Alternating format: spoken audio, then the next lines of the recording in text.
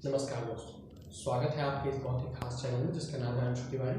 और आज हम भगवान नारायण के दशावतारों में से एक कूर्म अवतार की कथा आपके लिए लेकर आए हैं। कूर्म अवतार उन्हें कहा जाता है, कश्यप अवतार भी कहते हैं। कश्यप अवतार का तात्पर्य है कछुआ।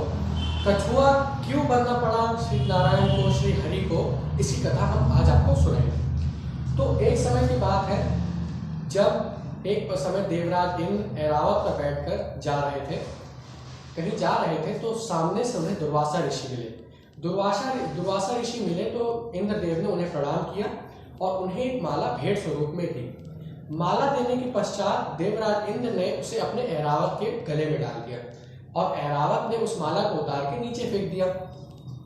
फिर उसी थोड़ी समय पश्चात जब उसी रास्ते से दुर्वासा ऋषि जा रहे थे, दुर्वासा ऋषि ने देखा और उन्होंने देखा कि इंद्रदेव ने मेरा अपमान कर दिया, यानी कि मेरे दिए हुए उपहार का उन्होंने अपमान कर दिया।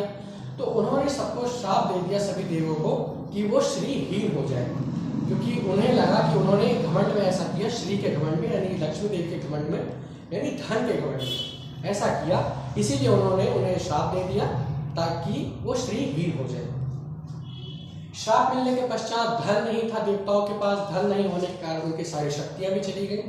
सारी शक्तियां चली गई तो लक्ष्मी देवी को समुद्र से प्राकट्य करने के लिए समुद्र मंथन का आवश्यक हो गया। समुद्र मंथन बिना ना तो अकेले देवता कर सकते थे और ना ही अकेले असुर। तो देवताओं को श्री नारायण ने यह सुझाव दिया कि आप असुरों से जाकर भेंट करें और उनसे इसमें सहायता मांगे। सहायता किस प्रकार मांगे? उन्हें लालच दिया गया कि इससे जो अमृत निकलेगा वो आप ले लीजिएगा, ऐसा उन्हें लालच दिया गया। और आप लोग सभी जानते हैं कि असुर लोग लालची होते हैं, असुर का नाम ही लालची है। तो वो शर्त मान गए। फिर नागराज वासुकी को रस्सी बनाया गया, जो मथानी कहते हैं, और मंदराचल पर्वत को मथानी बनाया गया और रस्सी बनाई गई नागराज वासुकी की। नागराज वासुकी के मुख से विष निकलता था। विष क्यों निकलता था? कि जब उन्हें पकड़ के खींचा जाएगा दोनों तरफ से तो उनके मुख से विष निकलेगा तो देवता वैसे भी शक्तिहीन है। अगर देवता शक्तिहीन है तो देवता मारे जाएंगे। इस वजह से उन्होंने देवताओं ने चतुरता दिखाई। चतुरता दिखाने के बाद कहा जानबूझकर कि हम नागराज वासुकी के मुख की ओर रहेंगे और असुर पूंछ की ओर। और उन्हें दिला दिया गया कि जो पूंछ है वो हीनता का प्रतीक है, तो इसीलिए उन्होंने कहा कि नहीं, हम लोग मुख की तरफ रहेंगे और देवता पूंछ की तरफ। तो देवता तुरंत मान गए इस बात को, क्योंकि उन्हें तो यही चाहिए था। देवता मान गए। तो जब समुद्र मंथन आरंभ हुआ तो समुद्र के नीचे तो समतल जमीन थी, पानी से ढकी हुई, तो पानी ढकी हुई थी इसलिए बहुत कमजोर थी। तो जब मंथन शुरू किया गया तो मंदराचल पर्वत समुद्र में धंसने लगे। तो जब धंसने लगे तो नीचे एक सहारे की आवश्यकता हो गई।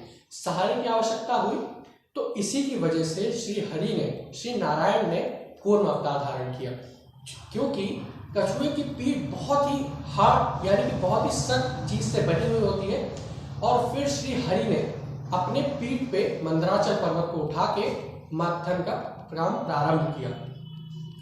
मंथन के दौरान उच्चश्रवा घोड़ा, एक कल्प वृक्ष निकला, कामधेनु निकली, माता लक्ष्मी निकली। माता लक्ष्मी के पश्चात बहुत सारे अमूल्य रत्न, बहुत ही अमूल्य चीजें निकली उससे। फिर विष निकला तो उसे भगवान शंकर ने ग्रहण किया। इसी वजह से भगवान शंकर को नीलकंठ भी कहा जाता है। नीलकंठ महादेव बने। इसके पश्चात श्री धन्वंतरी भी भगवान नारायण के ही अवतार है। भगवान धन्वंतरी, जिन्हें औषधियों का देवता भी कहा जाता है, वो प्रकट हुए अमृत को लेके प्रकट हुए। तभी देवता झपट पड़े और देवता चुरा के लेके भाग गए धन्वंतरी भगवान से। तब भगवान हरि ने एक और अवतार लिया, मोहिनी का। आप लोग सभी जानते होंगे भगवान श्री हरि ने मोहिनी का भी अवतार लिया था। उन्होंने उन्हें अपने जाल में फंसाकर अमृत उनसे ले लिया और देवताओं को बड़ी सहजता से पिला दिया। लेकिन इसी सहजता में चालाकी कर दिए राहु ने चालाकी की और देवताओं में मिल गया। जैसे ही उसने अमृत पिया, श्री हरि ने अपने सुदर्शन चक्र से उसका शीश भंग कर दिया। शीश भंग करने के पश्चात वो मर तो सकता नहीं था क्योंकि उसने अमृत पी लिया। इसीलिए राहु और केतु नाम के दो दानव और बन गए। दानव नहीं कहेंगे उन्हें, असुर उन्हें देवता ही कहा जाता है, क्योंकि उन्हें देवताओं ने अपने तरफ मिला लिया था, ताकि यदि कोई असुर दानवों की तरफ मिल गया जो अमर है तो बहुत ही सृष्टि का विनाश हो सकता था, इसलिए देवताओं ने उन्हें अपनी तरफ मिला लिया। तो यही थी भगवान नारायण के कूर्म अवतार की कथा। तो धन्यवाद।